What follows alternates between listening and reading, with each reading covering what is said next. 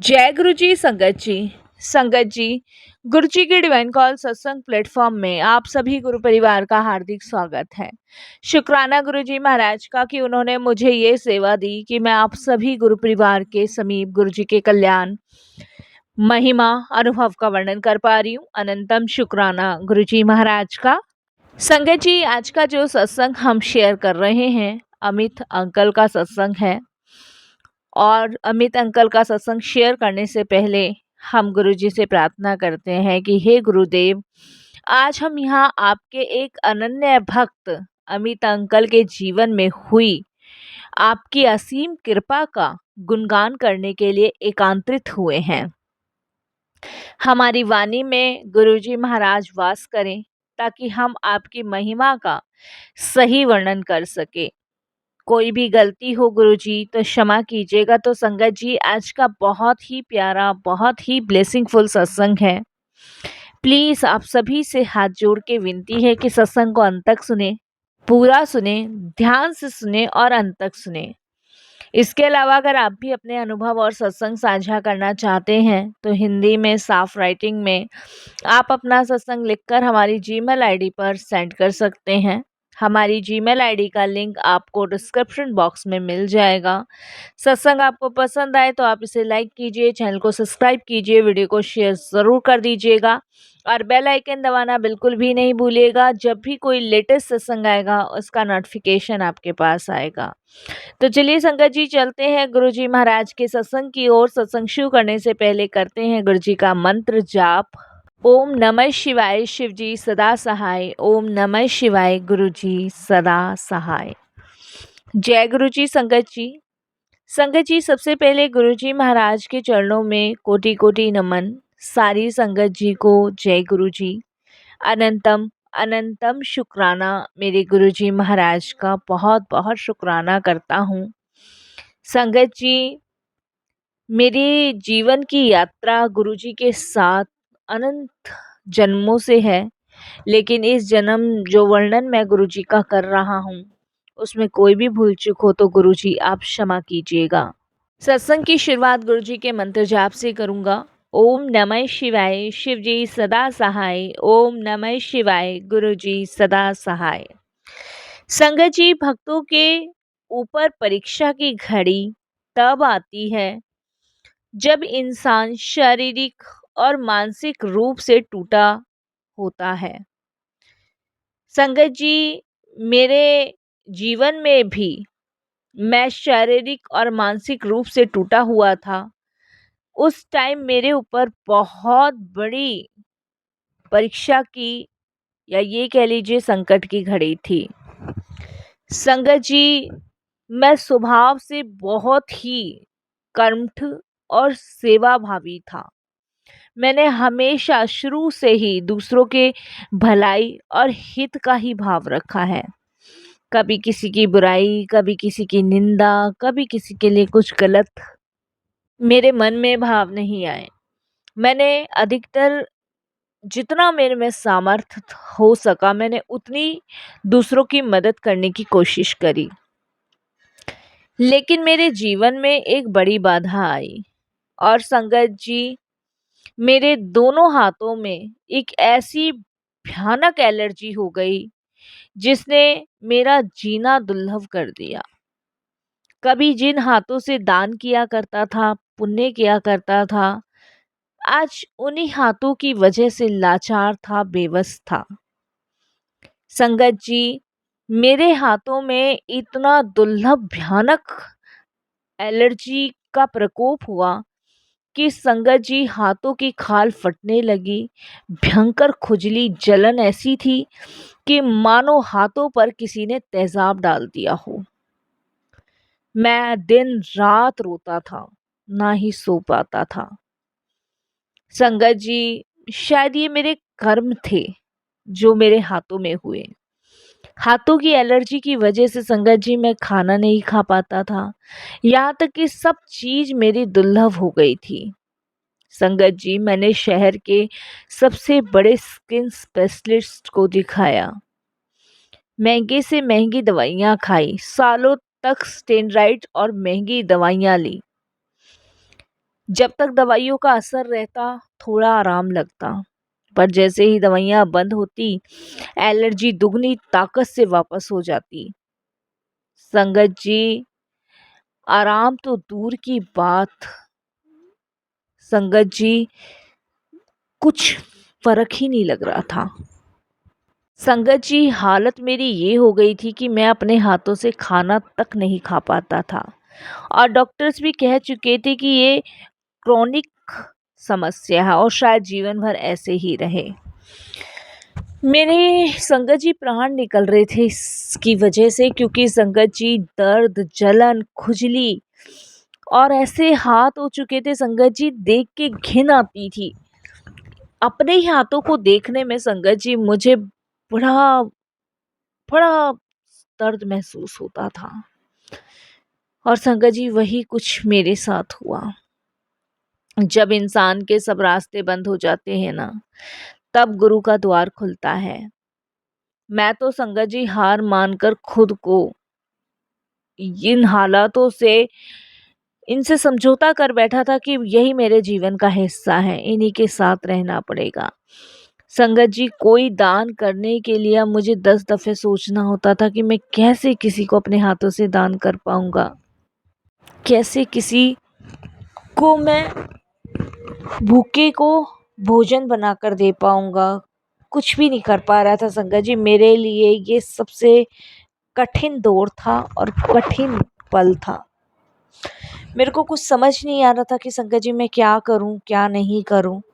मानो जैसे कि मेरे पैरों तले ज़मीन खिसक गई और मेरी सारी ही खुशियों पे पानी फिर गया हो। ना मैं सूरज को जल दे पा रहा था, ना ही संगत जी मैं कोई पूजा पाठ कर पा रहा था। मैंने हार मान ली थी, पूरी तरह मैं हार चुका था।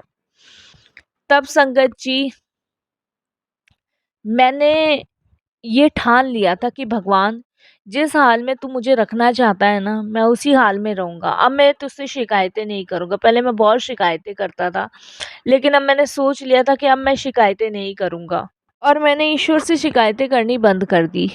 समय बीतता रहा। कुछ टाइम बाद संगत जी, मेरे किसी जानने वाले ने मुझे गुरुजी के बारे में बताया और उन्होंने कहा कि अमित, तू हार तो मान चुका है, लेकिन जहाँ हार मान लेता है ना इंसान, वहीं से रास्ता भगवान बनाता है। तू अपने आप को ना गुरुजी के चरणों में डाल दे। संगत जी, वो मुझे गुरुजी के दरबार लेके गए। पहली बार मैं गया, बड़ा मायूस होके गया था, लेकिन मन में एक खुशी थी कि मुझे गुरु प्राप्ति हो रही है, कि जो कि मैंने कभी सपने में नहीं सोची थी। मैं तो संगत जी अलग निरंजन था, जो कि सिर्फ भगवान की भक्ति कर रहा था, लेकिन मुझे ये थोड़ नहीं पता था कि ईश्वर की प्राप्ति गुरु की कृपा से होती है। और मैंने एक बात ठान ली कि अब इलाज गुरु जी की मर्जी से होगा।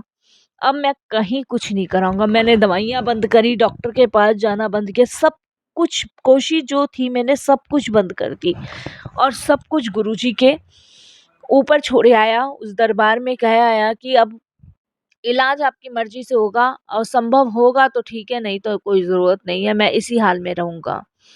मैंने सत्संग में जाना शुरू कर दिया। संगत जी, मैं जब भी सत्संग में जाया करता था, मुझे बड़ी शांति, सुकून मिलता था और सत्संग में जाके संगत जी मैं अक्सर ये कहा करता था कि ये हाथ मेरे नहीं हैं, ये मेरे मालिक के हाथ हैं। अगर उन्हें इनसे सेवा लेनी होगी तो वो इनसे खुद ले लेंगे और इन्हें खुद ठीक कर देंगे। अगर इन्हें सेवा नहीं लेनी होगी तो ये ऐसे ही ठीक हैं। संगत जी, सब कुछ मैं जिस भी सत्संग में जाता था, गुरुजी के सामने सब जगह यही बात कहता था। कुछ लोग मुझे कहते थे कि इतना इन्फेक्शन हुआ पड़ा, ये पूरी बॉडी में फैल जाएगा, ये स्किन कैंसर टाइप का लग रहा है। मैंने कहा अब जो भी होगा, जैसा भी होगा ये जाने। मैंने तो सब इन पे छोड़ दिया। संगत जी, मैंने गुरुजी के जल प्रसाद को दवा समझकर ग्रहण करना शुरू किया। मैं कुछ नहीं करता था, मैंने दवाइयाँ, पैसा सब बंद कर दिया देना। मैं रोज अपने हाथों से गुरुजी का चरणामृत पीता और अपने हाथों पे लगाता और अरदास करता। संगत जी, ये मेरी धैर्य की परीक्षा थी। कई बार संगत जी जल प्रसाद लगाने पर जलन होती थी, आग की तरह हाथ जलते थे, खुजली होती थी, पस निकलता था। संगत जी, मानो जिसे हाथ है ही नहीं। डॉक्टर्स ने तो हाथ कटवाने के लिए भी बोल दिया था, लेकिन संगत जी मैं नहीं कटवा सकता था। कई बार मेरा मन डगमगाया, पर संगत जी गुरुजी का विश्वास अड़िल रहा। गुरुजी ने मुझे भटकने नहीं दिया। काफ़ी बार मेरा मन भटका, लेकिन गुरुजी ने मुझे संगत जी अपने चरणों से जोड़े रखा। उन्होंने अपने चरणों से नहीं दूर किया मुझे। और संगत जी काफ़ी बार ऐसा मन करता था कि बस अब बहुत हो गया, भगवान भी नहीं सुन रहा है। अगर ईश्वर को सुननी होती तो सुन लेते गुरुजी, और कब का ठीक कर देते। वो दुनिया को ठीक कर रहे हैं, क्योंकि मैंने बहुत चमत्कारी सत्संग सुने, तो क्या मुझे नहीं कर सकते? उनके लिए कौन सा बड़ा मुश्किल काम है? मेरे हाथ ही तो सेवा के लिए मुझे चाहिए। मैं कर ही क्या रहा हूँ इन हाथों से? सेवा ही तो करना चाहता हूँ। यही सब चीज़ें संगत जी माइंड में चलती रहती और गुरुजी से बोलता रहता। और फिर एक दिन आया जिसका मुझे इंतज़ार था। एक रात संगत जी मुझे गुरुजी महाराज ने सपने में दर्शन दिए, और मैंने देखा कि गुरुजी मेरे हाथों पर अपना हाथ फेर रहे हैं। और इतना आराम मिल रहा है ना मुझे उन हाथों को हाथों में फेरने से, बहुत आराम। जिससे मतलब कितनी ठंडक मेरे शरीर में पहुंच गई है। इतना सुकून भरा वो ड्रीम था संगत जी। अच्छा लग रहा था संगत जी। उस दिन मैं पहली बार इतने दिनों बाद आराम से सोया। अगले दिन जब मैं सोकर उठा तो संगत जी मेरे जीवन में चमत्कार शुरू हो चुके थे। शायद वो पहली रात थी। महीनों से जो घाव नहीं भर रहे थे वे सूखने लगे। हफ्तों के भीतर मेरी त्वचा बिल्कुल वैसी कोमल हो गई जैसे पहले थी। और संगत जी सब लोग हैरान थे। जो बीमारी सालों की दवाओं से ठीक नहीं हो रही थी, वो इतनी जल्दी कैसे खत्म हो गई? ये कोई जादू नहीं था। यह संगत जी मेरी पुकार थी जो मैंने गुरुजी से की थी, और गुरुजी की असीम दया का आशीर्वाद था कि मेरे पूरे हाथ स्वस्थ हो गए। आज मैं इन हाथों से दिन रात गुरु की सेवा करता हूँ, दिन रात दान पुण्य करता हूँ। जितनी सामर्थ है मुझ में, जितनी सामर्थ्यता से गुरु जी करवाते हैं, उतना करता हूँ। संगत जी मैंने कभी कल्पना भी नहीं की थी कि मेरी पुकार ईश्वर तक जाती है। मैंने सोचा भी नहीं था। वाकई में जाती है संगत जी। जब सच्चे हृदय से आप अरदास लगाते हो तो वहां तक आपकी आवाज़ ज़रूर जाती है। संगत जी इसका एहसास मुझे जब हुआ, जब महीने भर के अंदर मेरे हाथ पूरी तरह ठीक हो गए। संगत जी जब हम गुरुजी की बात करते हैं ना, तो हम किसी साधारण इंसान की नहीं, बल्कि साक्षात स्वयं महाशिव की बात कर रहे होते हैं। गुरुजी का इस धरती पे आने का एकमात्र उद्देश्य अपने बच्चों के कष्टों को काटना और उन्हें नई जिंदगी देना है। मेरी एलर्जी ठीक होना तो एकमात्र बहाना था। असली में गुरुजी ने मेरे पिछले कई जन्मों के कर्मों का हिसाब चुकता किया है, जिसके लिए गुरुजी बहुत बहुत धन्यवाद। संगत जी सत्संग में जो शब्द चलते हैं ना, वे केवल गाने नहीं हैं, वे गुरुजी की वाणी है। जब मैं सत्संग में बैठता हूँ तो मुझे अक्सर गुलाबों की दिव्य खुशबू महसूस होती है। गुरुजी की उपस्थिति का यही संकेत है।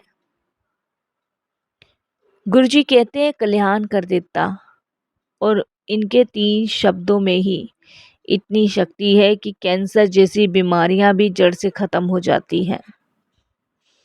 मेरी एलर्जी गुरुजी ने एक छोटी सी नज़र से ही भस्म कर दी,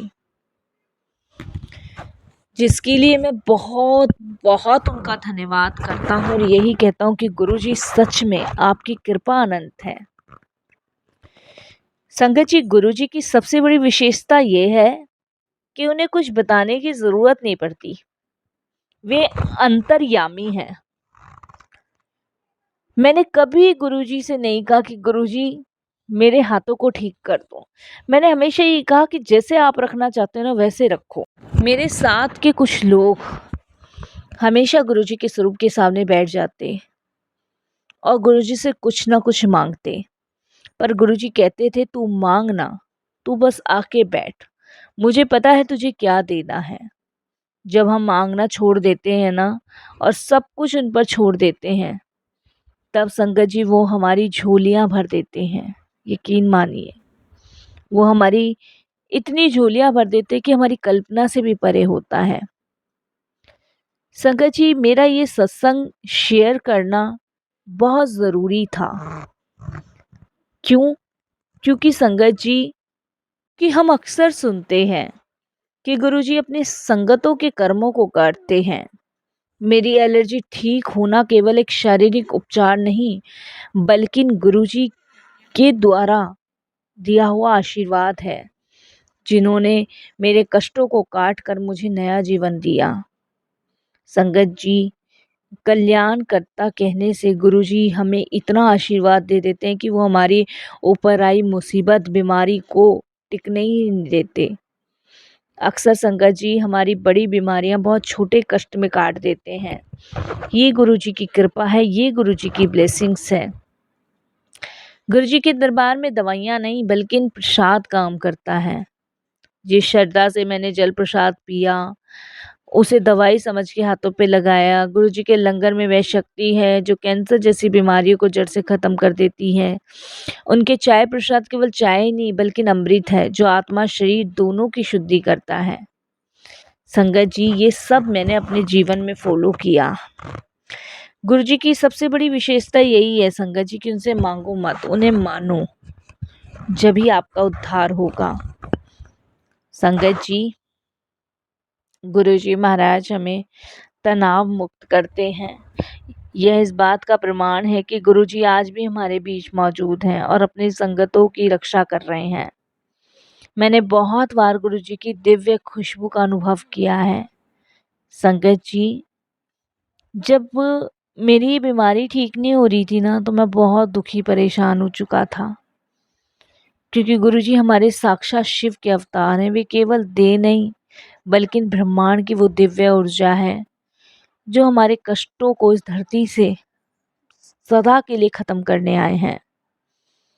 बस संगत जी, उनकी छत्र छाया, उनकी आज्ञा में ही हम लोग रहें, कभी उनसे मांगे नहीं, सिर्फ उन्हें माने। गुरुजी हमेशा कहते थे कि जो तुम्हारे भाग्य में लिखा है उसे भोगना ही पड़ता है, लेकिन गुरु की शरण में आने पर वह कष्ट कम हो जाता है। मेरा भी मामला यही था संगत जी। गुरुजी ने मेरे कोई पिछले जन्मों जो बहुत कठिन कर्म थे उन्हें शक्ति से काट दिया।